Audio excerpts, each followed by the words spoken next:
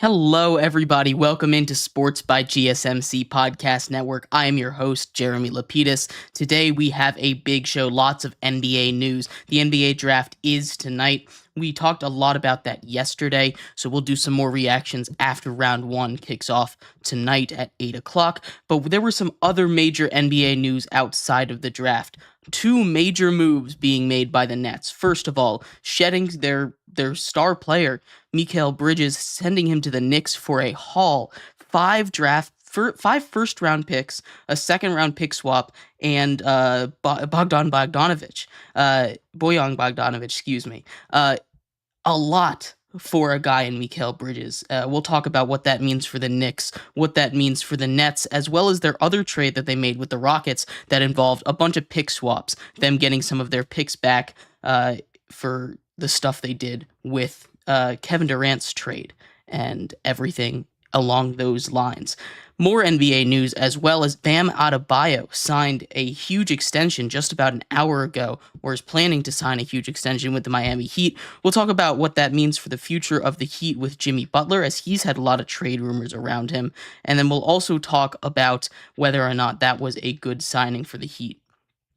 Then we'll move into football to close out our show, talk a little bit about the Philadelphia Eagles. We're going to go through their offseason, and we're going to go through their schedule game by game, talk about everything they did, and see if they can rebound from what was a really miserable second half of the season last year. So we'll talk about all of that and more. But before we get into the Knicks trading for Mikal Bridges, remember that if you would like to be an even bigger part of the show than you already are, all you need to do is go to GSMCPodcast.net. Leave a tip or donation with a message in it. That message should pop up on the bottom of the screen for you, me, and everybody else around the world to see.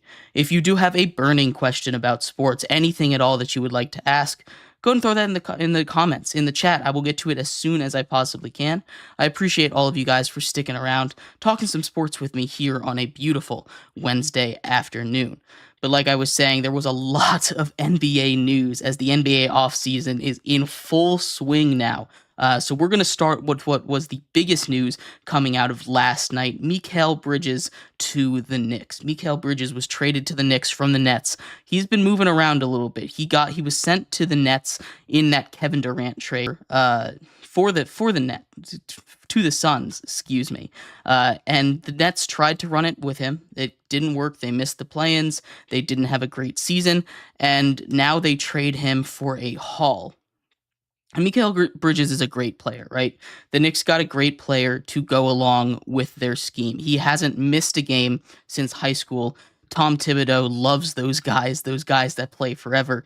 He might be the most Tom Thibodeau guy in the history of the NBA. That's just not a thing that happens, being able to play that many games for that consistent of a stretch. But he loves the game of basketball. He loves to play. He reunites with his Villanova buddies.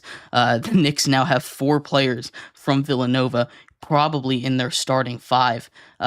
If they can re-sign OG Anunoby, which all signs point to them wanting to do that, wanting to get that done. If they are able to re-sign OG Anunoby here this offseason, it's going to be a terrifying defense, right? You have Mikal Bridges and OG Anunoby, 2 of the best perimeter defenders in the league. Inside, you've got what was really great defending in the playoffs from Isaiah Hartenstein if they're able to sign him. And if not, you have Mitchell Robinson, who is a really good defender. He could use some work offensively, but a good defender, good on the boards. On the offensive end, you have, for now, Julius Randle. They didn't have to give him up to go and make this trade, which a lot of people thought they'd have to give up Julius Randle to go and make a move, but they didn't end up doing that. And they have Jalen Brunson, right? Jalen Brunson, the star of that Knicks team, the center of that offensive the center of that offensive engine, right? It's gonna be a really good team this year for the Knicks if they can stay healthy. And I don't feel like the Knicks are done, right? There's been a lot of talks of the Knicks going out and adding an extra guy, adding an extra player, right? There's going to be, the question of, is Julius Randle there? We were talking a little bit about it earlier. Is Julius Randle making this team better? He was out for that whole playoff run. He kind of disappears sometimes, but he's a good inside presence. I think Julius Randle is someone that's important, and if they can trade him, and I'm sure they can trade him and flip him for something. There's a lot of rumors surrounding the Knicks and Paul George. Paul George is at the center of a lot of trade rumors right now, much like Jimmy Butler, Kevin Durant. We'll talk a little bit about those guys in the third segment, but Paul George here was kind of the guy that a lot of people thought the Knicks were targeting here, and getting a guy like Mikal Bridges instead of Paul George really helps your timeline, right? Mikal Bridges is still young. He's still got a lot left in him, and he's got a bunch of years of control left as well.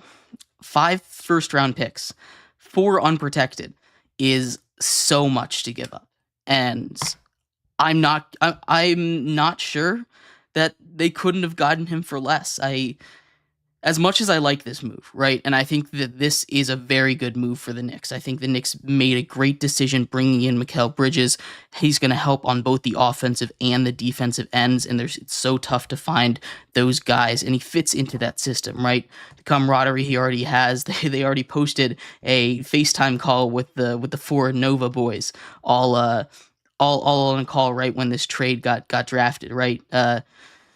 Once this trade went through, right? So, I mean, it's a lot to give up, but there's already team chemistry there. You don't have to worry about that. That's very important when you're trying to make a deep run, especially in the NBA nowadays, right? You have the camaraderie, you have the chemistry, and he fits into the system.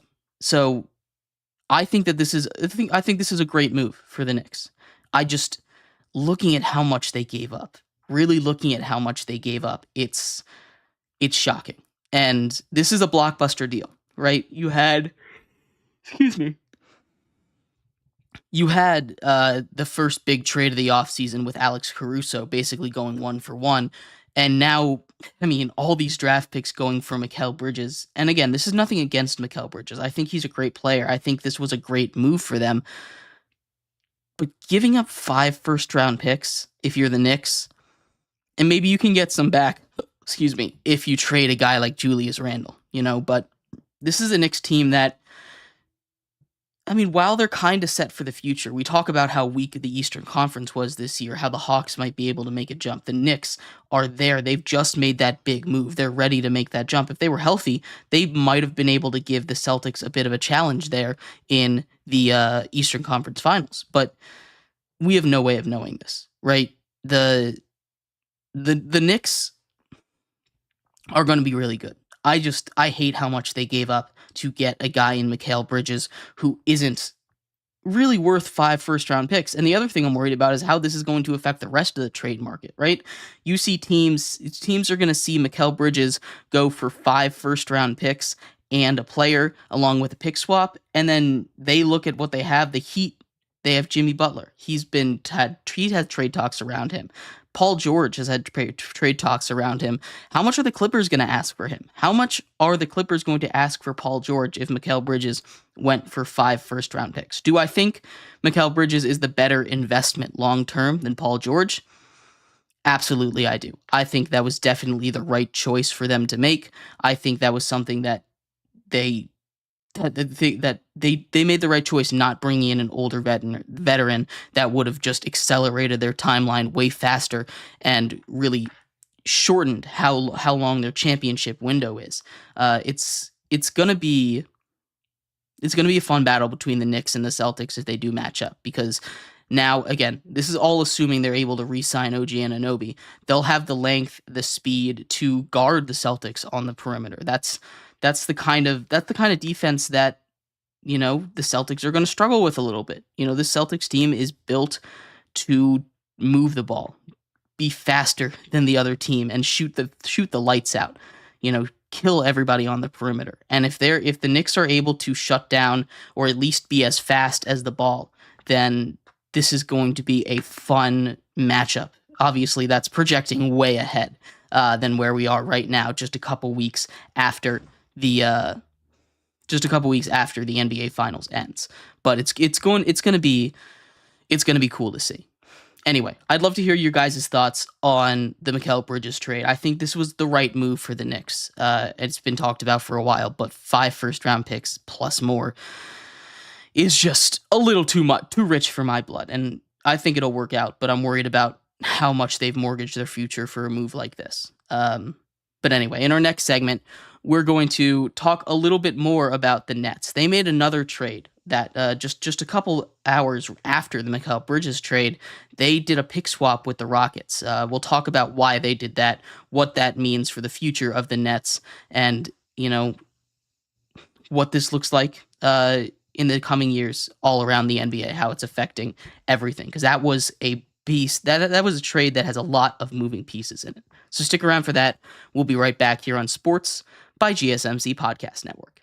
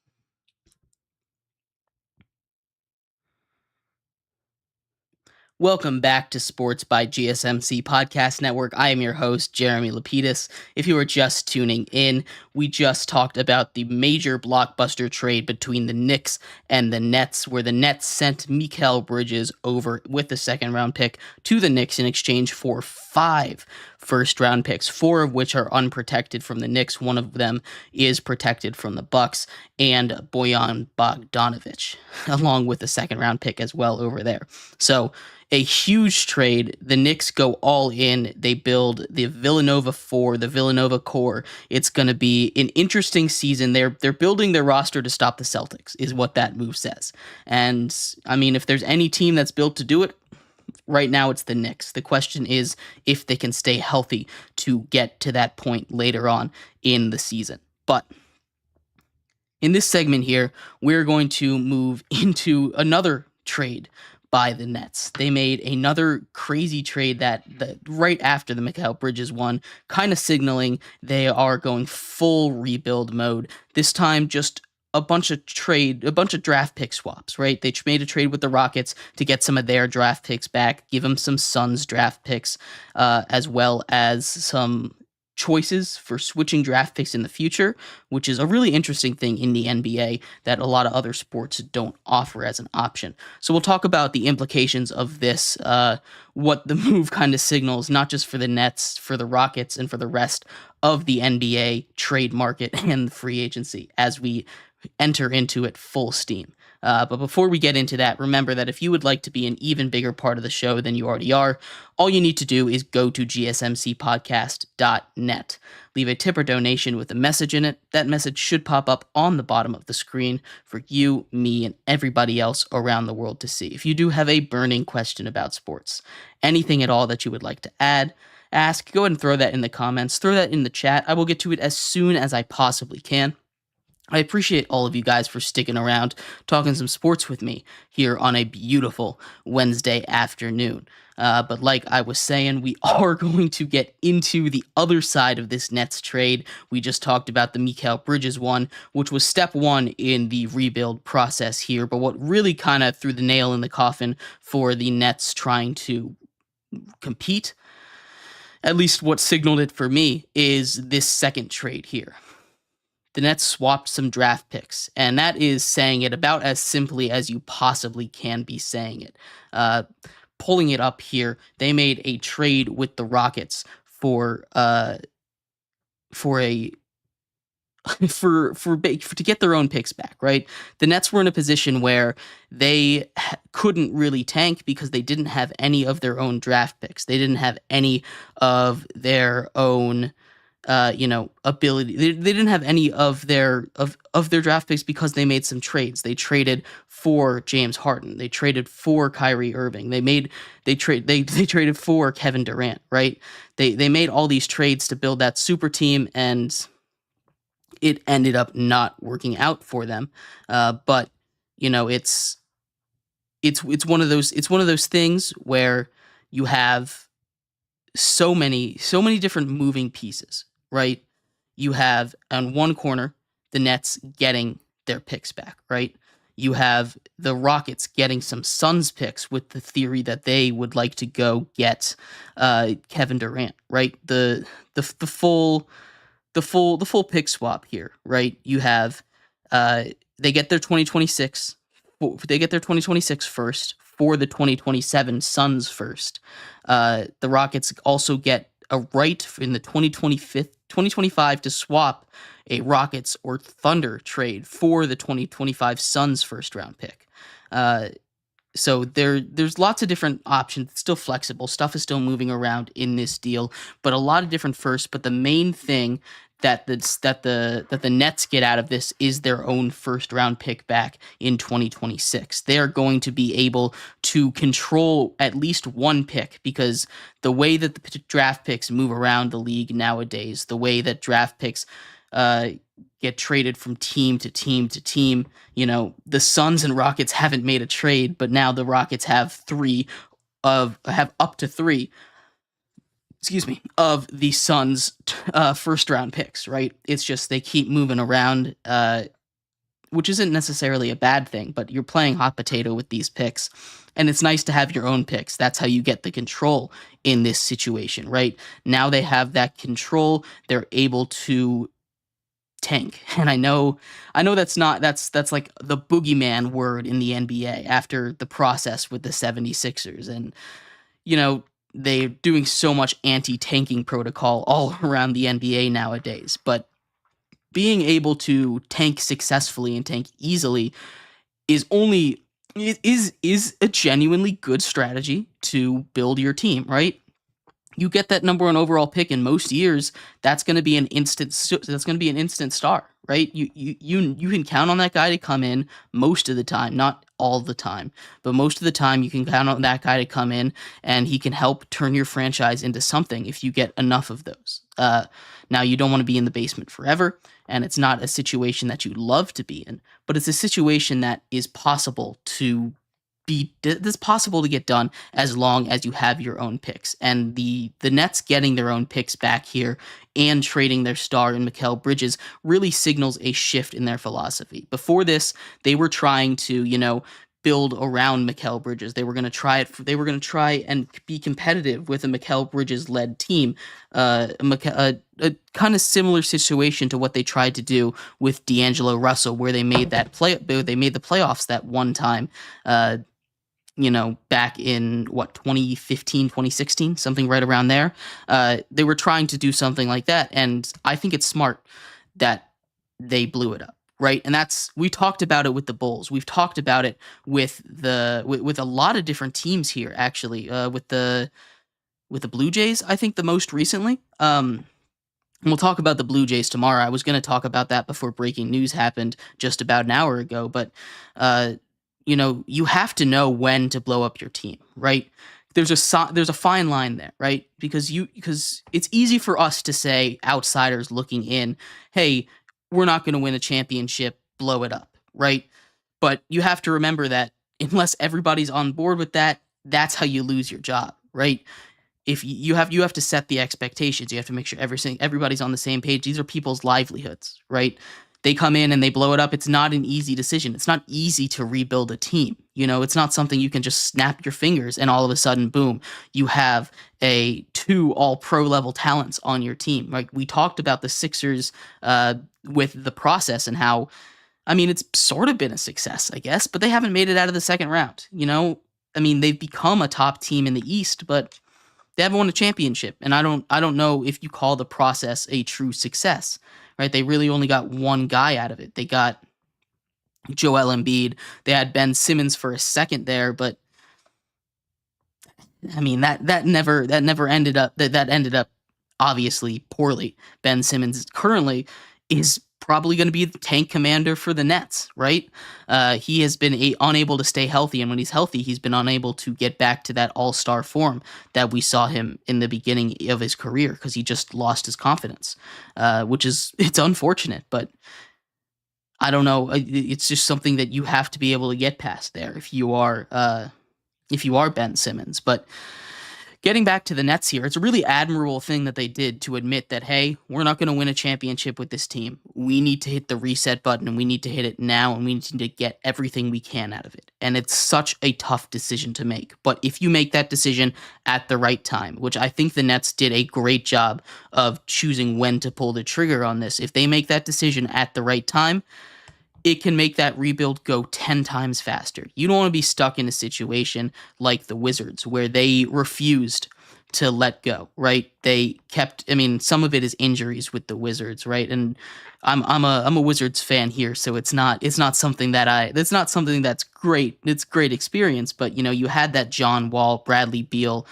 team back in 2014, 2015, right? Where they were one game away from the Eastern Conference Finals, and then injuries happened, right? And despite the injuries, the Wizards were still trying to go on with Bradley Beal, and they finally blew it up, finally, last season. And, they let Kristaps Porzingis go. They didn't get a lot in return for him. They got Chris Paul, flipped him for a good haul. They traded Bradley Beal for a good haul. They're starting to make that difference where you can see maybe the signs, and obviously a lot of that is in good drafting, which they have historically not been very good at drafting, but it's all part of it, right? Knowing when to blow it up, it saves you from a long, long rebuild process. And I think the Nets front office did a great job of knowing when to blow it up because it's not an easy decision to make. It's not an easy decision to say, hey, fans, I'm sorry, but we're going to be bad. And you just have to accept that. It's not a decision that always goes over well. In fact, it's a decision that most of the time doesn't go over well, and a lot of the time cost these guys jobs, right? Head coaches, GMs. Winning is their job, right? And if you can't do it, I mean, I'm sure they have a timetable. The owner were like, hey, you blow it up, you have X amount of years. We'll just say 5 years to turn this around, right? They've got a ticking clock now, and stress is the ball is in their court. They made that decision, and now they just need to go back it up. And a lot more teams can learn from this. The Bulls, for instance, should blow it up. They don't really have any pieces to blow it up anymore, but they should have gotten more for Alex Caruso. They can try and trade Zach LaVine for something. Not that they're really going to get much with his contract and everything, all his injuries and stuff, but other teams can learn from this, and I applaud the Nets for making this tough decision, for making a decision that is going to be unpopular with their fans, but they needed to do this. They hit the hard reset button, and the Nets are going to be better for it 5 years down the line. So that's a good move. They got a haul, and they get some control in a tank with their picks back with the Rockets. But anyway, let me know what you think of the Nets making these moves. Was it the right time to make these moves? Should they have waited? Should they have given it another shot with Mikal Bridges and not having their draft picks? Or would you have done what the Nets did there? We are going to move and finish off our basketball talk for the day, heading down to South Beach, Miami, where Bam Adebayo gets an extension, 3 years, $166 million to stay in Miami. We'll talk about what the implications are of that on him, the Miami Heat, and Jimmy Butler as we head further and further into what already is a crazy NBA offseason. So stick around for that. We'll be right back here on Sports by GSMC Podcast Network. Looking for your daily fix of sports talk without having to pay for it? GSMC Sports Network is available on YouTube. Just search GSMC Sports Network. Get your fix of daily sports talk shows on YouTube, absolutely free. NFL, college football, NBA, MLB, MMA, UFC, fantasy football, and so much more. GSMC Sports Network has shows running all day long, with new sports shows starting every 2 hours. Just like on your favorite cable sports channel, except GSMC Sports Network is absolutely free. Just search GSMC Sports Network on YouTube to catch one of your new favorite shows, like the GSMC College Football Podcast, Chip Shot Football Podcast, Hoops and Heels Women's Sports Podcast, GSMC Basketball Podcast, and so many more. Check it out for yourself. GSMC Sports Network, now available on YouTube absolutely free. Search GSMC Sports Network on YouTube.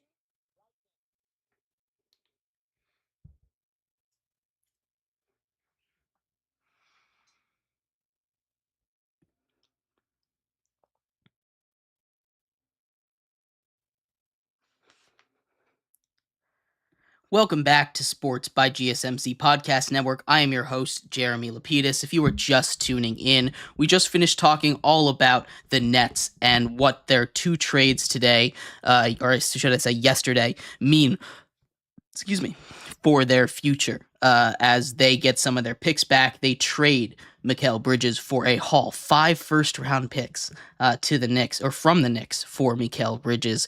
A big day for the Nets as they seemingly unload everything and hit the hard reset button, which I think is a good move. In this segment here, though, we are going to finish off our basketball talk a little bit about Bam Adebayo signing a brand new 3-year, $166 million deal to stay in Miami.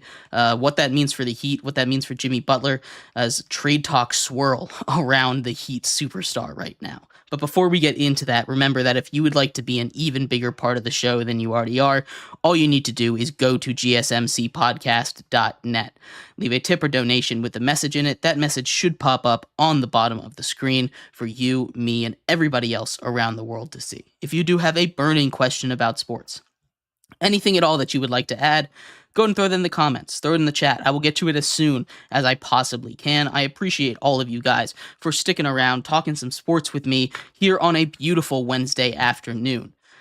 But like I was saying, we are going to get into our final basketball segment for the day, Bam Adebayo. Bam Adebayo signs a 3-year, $166 million extension to stay in South Beach, play with the Miami Heat.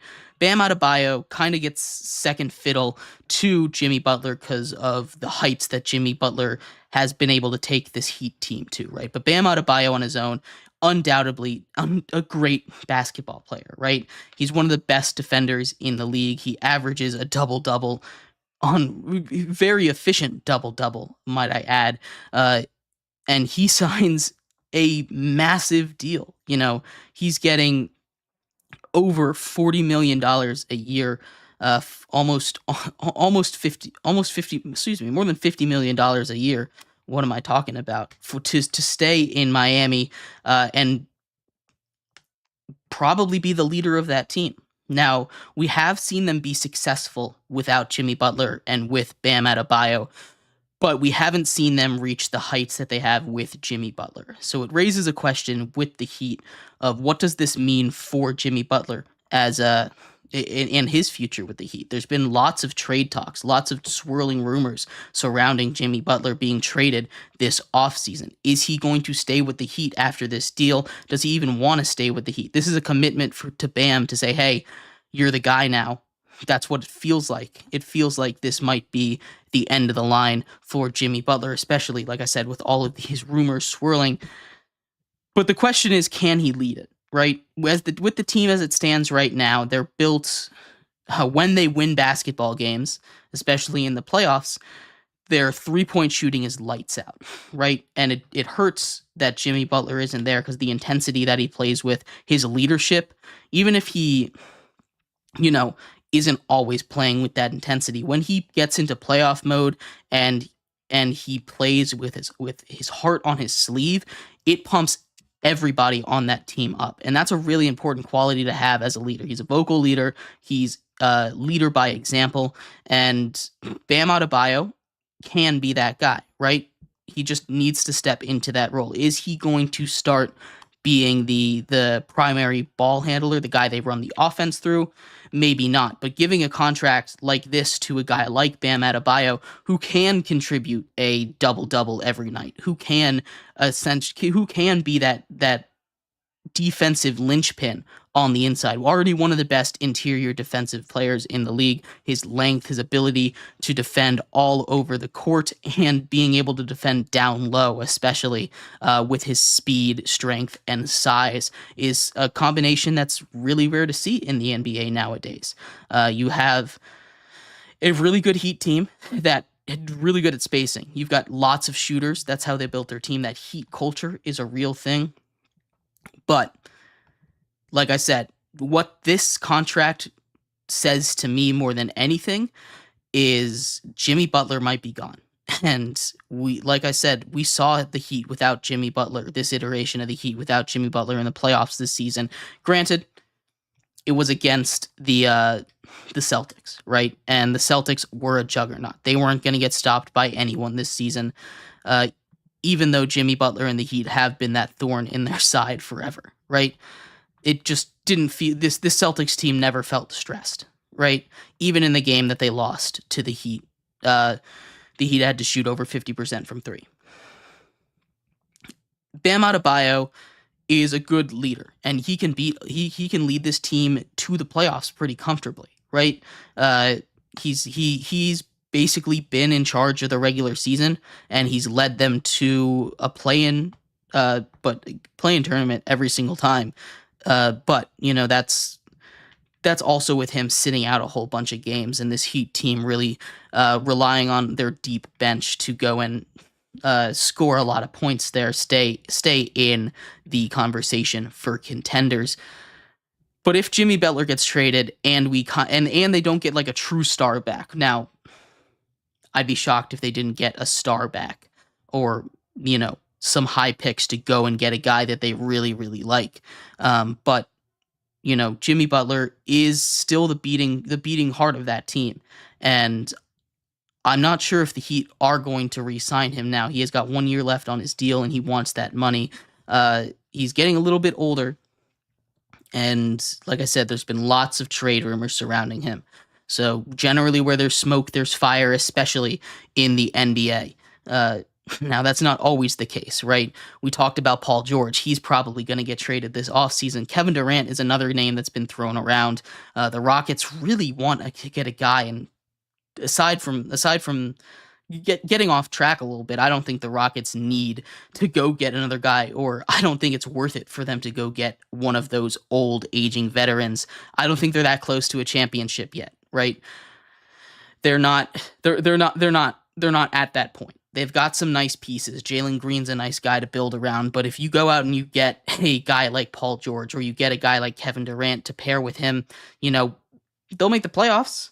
They might make it to the second round, but they still don't feel like a serious threat in the West, even with those guys. The Kevin Durant one, that one's been shut down. The Suns want to run it back for some reason. I'd get rid of him if I had the chance, just because we saw how it did not work last season with three ball heavy, ball needy guys on that offense and no defense, and them eating a huge chunk of that salary cap, just those three guys. So we'll see. But the Heat are the Heat are in a very interesting situation, right? They've made it to the finals 2 times in the last 5 years, right? And Jimmy Butler's been the engine behind that, but he's getting older. They now signed Bam. They've just extended Bam Adebayo, again, kind of symbolically making him the face of that team. He already was up there with Jimmy Butler, but it just doesn't feel like he's going to stay with this Heat team. Eric says they need to go all in and keep Jimmy buckets, and I think if they want to keep competing, you're absolutely right.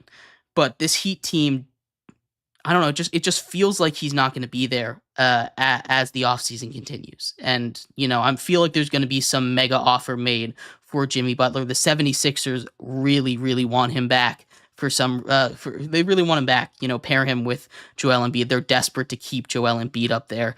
And if, if the Heat can get a guy like Tyrese Maxey in that trade, I mean, I doubt that the Sixers would trade Tyrese Maxey, but if they can get a guy like Tyrese Maxey in that deal, uh, do it. There's gonna be an offer. I feel like for Jimmy Butler that the Heat just cannot refuse, and that is what I'm waiting on as we head forward into the rest of the NBA offseason. But anyway, congratulations to Bam Adebayo on getting his contract. He deserves it. He's been one of the best defenders in the league all season long. But anyway, we're going to transition out of the NBA and in our next segment move to the NFL. We talked all about the Cowboys yesterday. Today we're going to talk about the other top team in the NFC East, the Philadelphia Eagles. We'll talk about what their offseason looked like, whether they improved or got worse, give them a grade, and then we'll talk about their schedule, go game for game, and break down if they will rebound from what was a miserable, awful second half to the season last year. But anyway, stick around for that. We'll be right back here on Sports by GSMC Podcast Network.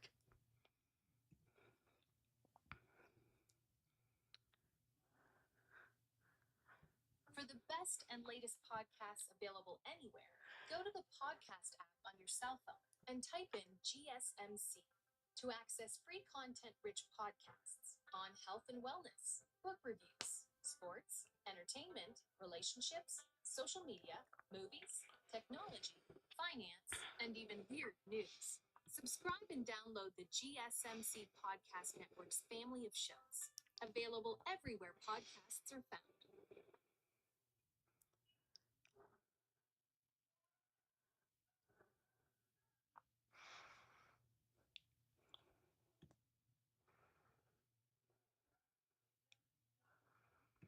Welcome back to Sports by GSMC Podcast Network. I am your host, Jeremy Lapidus. If you are just tuning in, we just finished our NBA talk for the day. We talked about Bam Adebayo signing a 3-year, $166 million extension with the Heat, what that means for the future of the Heat with Jimmy Butler, and now Bam Adebayo getting a large sum of money from them. We also talked about the Nets throwing in the towel, hitting that hard reset button. Whether or not that was a good decision, we'll have to see, but I think it was the right decision, at least looking at everything we have right now. They got some of their draft picks back, and that's going to make it easier in a rebuild that they have just hit the big red button on, as they also traded Mikal Bridges to the Knicks. They got a huge haul for him, 5 first-round picks. We talked about that in the we talked about that in the first segment. But anyway, that was the big NBA news today. We'll cover more NBA tomorrow as the NBA draft takes place tonight. But we are going to move into the world of football. We're continuing our breakdown of the offseason and schedule predictions for every single team. Yesterday, we started off our little segments there with the Dallas Cowboys. We're going to continue around the NFC East this time, talking about the Philadelphia Eagles.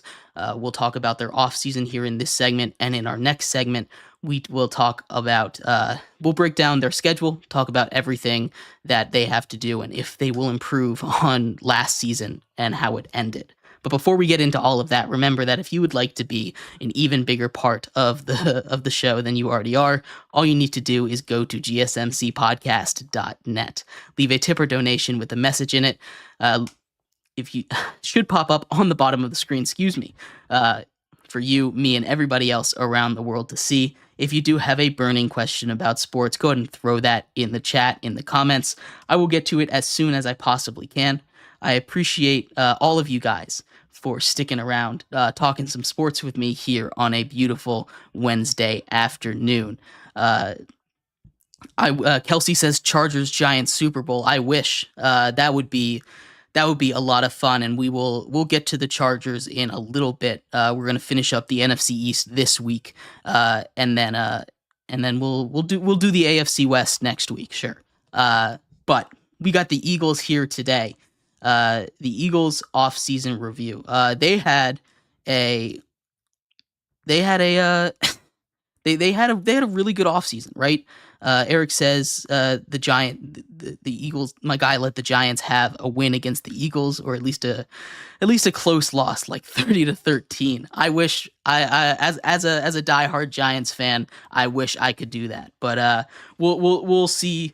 We'll see what happens. That's in our next segment. We'll go game by game. Maybe they'll steal one week 18 when the Eagles rest a couple guys. We'll see. But the Eagles offseason, they had a really good offseason, right? You go from a Super Bowl that you were maybe one play away from winning, maybe one penalty call away, from winning, to, now having a miserable second half of the season, losing in the first round of the playoffs to the Baker Mayfield led Buccaneers, right? This is a big rebuilding season, reloading off season for them, right? They get, first of all, from the Giants, Saquon Barkley. That's the big off-season signing. They go get Saquon Barkley from the Giants. It sucks, but he signs a huge deal for running backs, a $12 million deal, making him a top 5 paid running back in the league. Starts a whole thing. I mean, he's a free agent. He can do what he wants. They did a tampering investigation. Nothing came of it. But he is going to transform that Eagles offense. They also extended both of their top 2 wide receivers in A.J. Brown and Devonta Smith. That two-headed weapon, that two-headed attack, Jalen Hurts at quarterback. Now he has a real running threat in Saquon Barkley. They had Miles Sanders before. They had, DeAndre Swift, who, is okay when he gets ahead of steam, but Saquon Barkley will change the way that offense runs. Their offensive line got a little worse with the retirement of Jason Kelce, but, you add offensive talent like they did, you add Saquon Barkley, you bring back your receivers, extend both of them, it's going to be a very, very successful offseason, right? You take a look at their departures. They didn't really lose too many guys. They lost Kevin Byard, who they acquired from the Titans at the deadline, or before the trade deadline last season. DeAndre Swift is not related to Taylor Swift. That would be a fun story if he was, though. But they lost Kevin Byard. They lost Jack Driscoll. Those are probably their 2 biggest losses, aside from, Jason Kelce to retirement. But, on their re-signings, Brandon Graham comes back, the defensive end. I don't think Fletcher Cox said he officially retired yet, but there are, he's probably not coming back. They lost a little bit on that defensive line, but that defensive line was so great that they have the depth to be able to deal with that. You talk about a team that, really just needed to get a new philosophy. Their defense was awful last season, right? Their defensive coordinator was a mess. Their secondary was a mess. They get C.J. Gardner-Johnson back, who left for 1 season to go play with the Lions. Now they add him back to his secondary, and they draft 2 safeties, or two corners in the draft. They get to shore up, their secondary, something that they desperately needed. As well as replacing Marcus Mariota with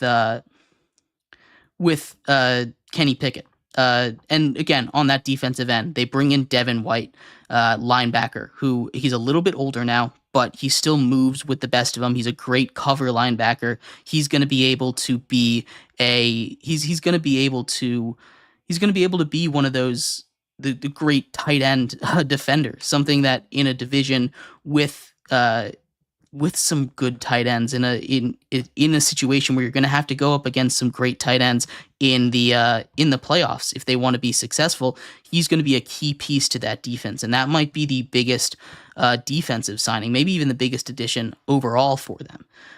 Again, I think this was a great offseason for the Philadelphia Eagles. Like I said, They shored up the offense. They added Saquon Barkley. They took care of their guys.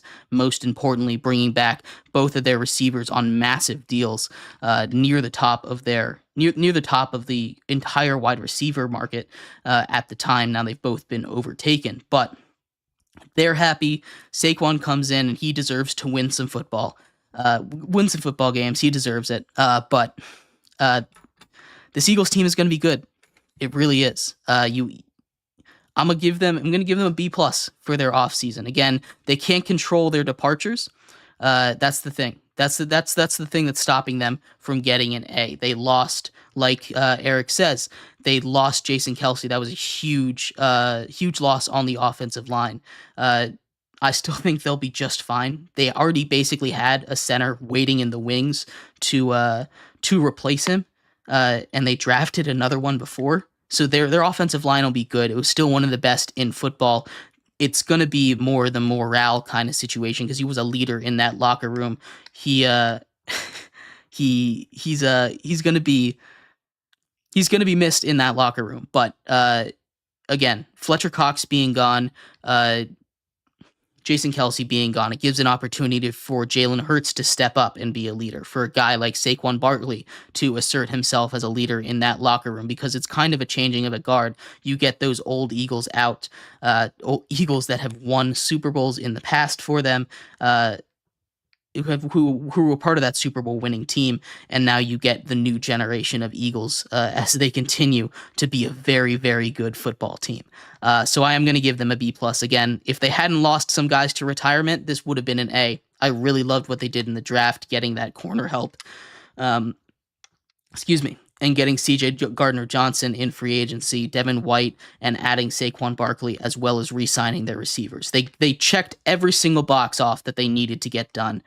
So giving them a B+ here overall. Like I said, in our next segment, we're going to go game by game for the Eagles, break down what their schedule looks like, how many games they're going to win, which games they're going to win, and I will post. I got a big old spreadsheet. I'll post it all once I finish the whole division. So I'll put that all in there for people to see. But stick around for that. We'll be right back here on Sports by GSMC Podcast Network.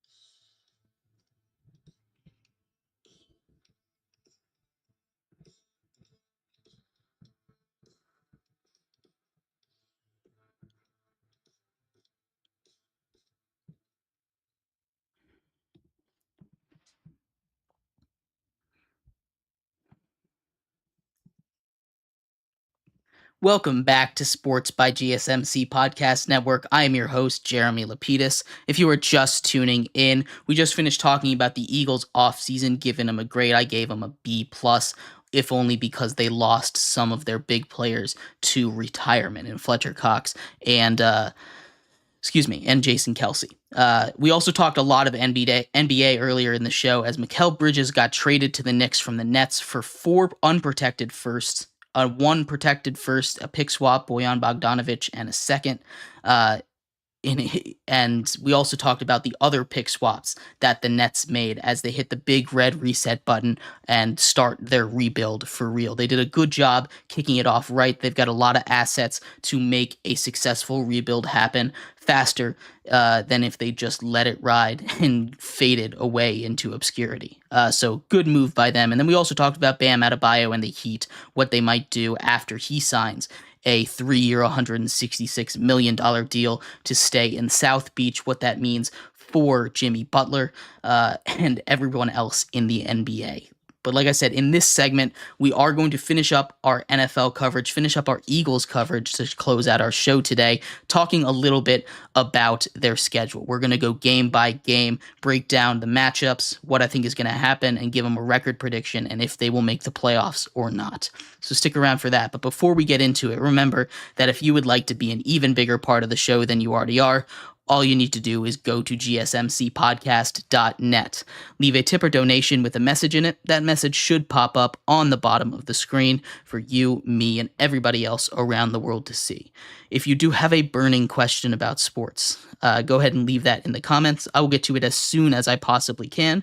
For instance, Kelsey brings up Alex Morgan not being on the U.S. team. That is a shame. I believe, again, I haven't looked too much into it, so I apologize. Not too educated on that, but I'm pretty sure it's because of retirement, right? Or injury. But anyway, it is a shame that the U.S. soccer team is really good, and it's going to continue to get better. They've got a lot of rising stars coming up, both on the men's and the women's side. But we are going to get into the Eagles' schedule here. Go over the schedule predictions for the Philadelphia Eagles in 2024. And like I said, they were coming off what was a miserable second half of the season for them. Second half of the season where after the bye week, they won their first 2 games, but then lost 1, 2, 3, 4, 5, 6. They lost 5 of their last 6 games, only beating the Giants in what was a tight game against Tommy DeVito there. But you know, they finish up their season last year 11-6. They make a playoff wild card game. They lose to the Buccaneers on the road. And it just was a huge downhill slope for them. They look to rebound. We talked about their offseason, all of their additions, and they kick off their first game in Brazil on a Friday against the Packers. 2 green teams in a place where they can't wear green is an interesting decision by the NFL. But this is going to be a good game to start off, and I think the Eagles, with their new weapons, are going to be able to take game 1. It's going to be a tight one. Excuse me. It's going to be a tight one in Brazil, but I'm taking the Eagles to beat the Packers week 1. Jordan Love and the Packers are going to be really good this season. We obviously saw them win a playoff game last season, maybe almost beat the 49ers after that, but they weren't able to hold on. But I have the Eagles taking week 1 in a tight one against the Packers. Brazil, yes. I don't know why they're going to Brazil. They're trying to expand the game, and playing in Brazil, it's a big market. They got a nice stadium, big football fans over there. Why not try out Brazil? Spread the game to South America. But it's going to be the second game of the season, a Friday night, taking place in Brazil, and I have the Eagles taking that in week 1. Week 2, they have the Falcons at home. They played Kirk Cousins a lot when he was on the Commanders. I have them taking that, winning week 2, going a quick 2-0 on the season, have everything going good. And then they have 2 games, week 3 and week 4, against the Saints and the Buccaneers. Those are both on the road. Those are both tough games. I have them. I had a tough decision with these 2 because I have a feeling that they're going to drop one of them, not both, but one. I have them losing week 3 to the Saints. Again, this is a game that could go either way, but in the Superdome down there in New Orleans is a place that the Eagles have struggled a little bit at times. And I think, after getting on that hot streak, focusing on the Buccaneers, the team that, eliminated them from the playoffs last season, I think they might look ahead a little bit which I do think they're going to take that game against the Bucks. So start that season 3-1, and they have an early bye week this year. They have a bye week in week 5, and that's going to be a question of how it's going to affect them down the stretch.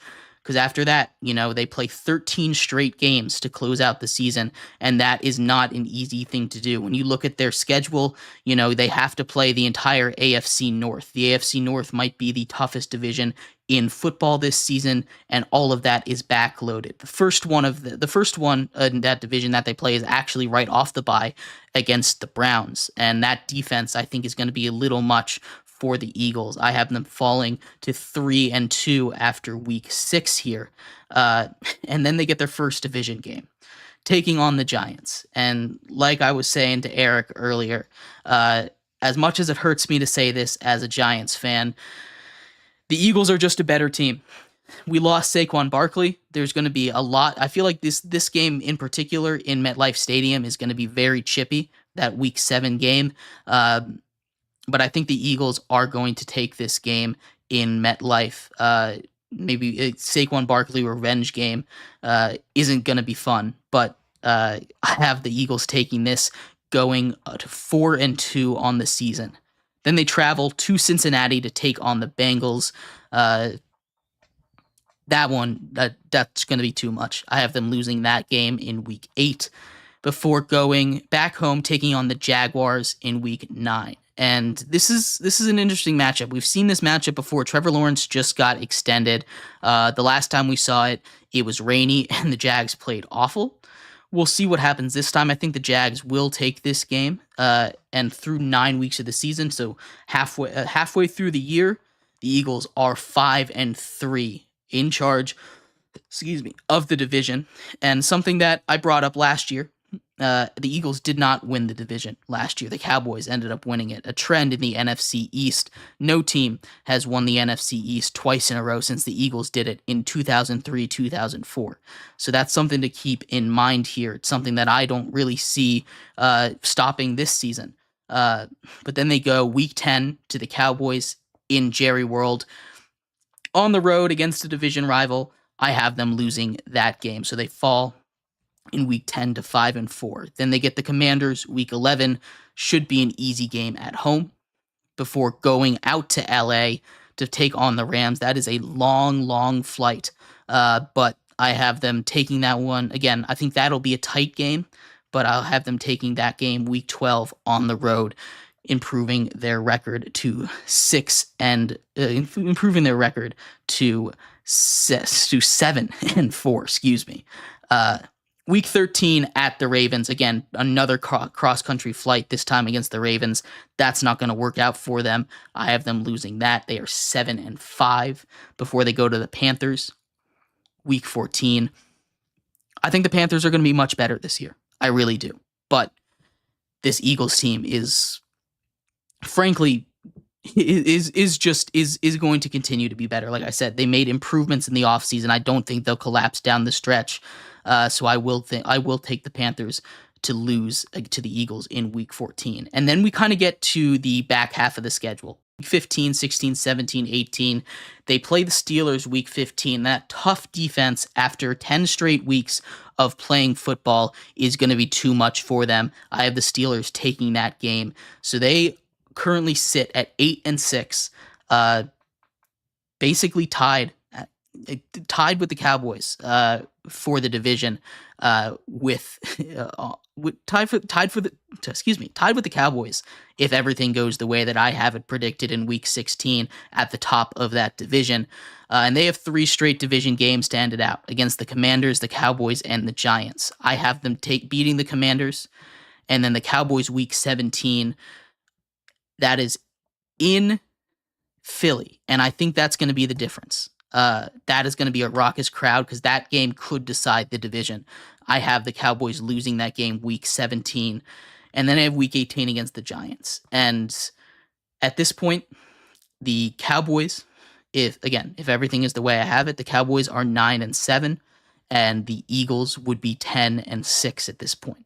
So this is a game that they have to win against the Giants, and as much as I hate to say it, as much as I hate to go against my Giants twice, this is a game that they have to win the division, and I think the Eagles will take care of business there, finishing up the season on a 3-game win streak versus the division, finishing 11-6, winning the division by 1 game over the Cowboys, who had finishing 10-7 this year. It is going to be, it is what it is, right? But you got to take your fan hat off sometimes, and go with what's right. Again, that's all the way out in week 18, so anything could happen. Maybe the Giants are 16-0 at that point, but but anyway, I've got the Eagles winning the NFC East at 11-6, continuing that trend of a new champion for the last 20 years in the NFC East. They'll have a top 4 seed in the playoffs this year, and we'll see if they can build off of their past 2 seasons. Eric asks, the Eagles during the regular season isn't the problem, but do you believe if healthy, the Eagles can beat the 49ers?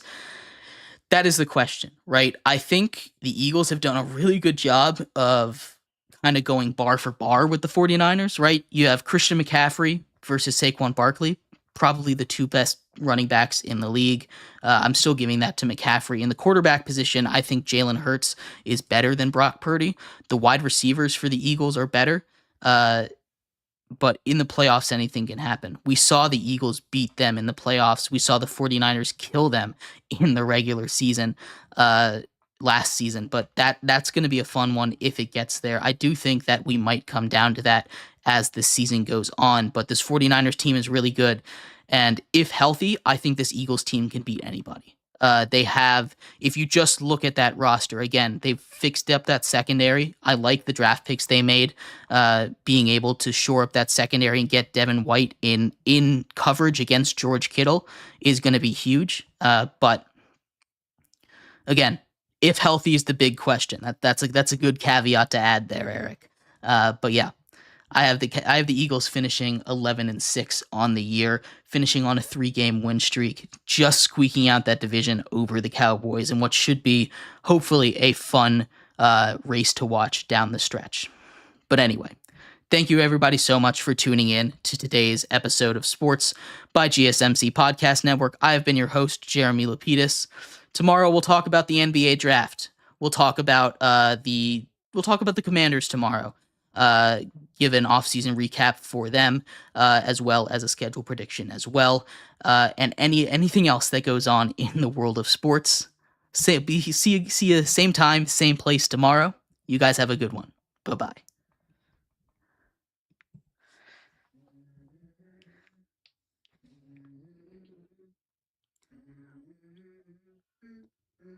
Let's go. I feel like it's gonna be a bad day. I'm tired of shit, and the coffee ain't hit yet. Damn, ain't that great.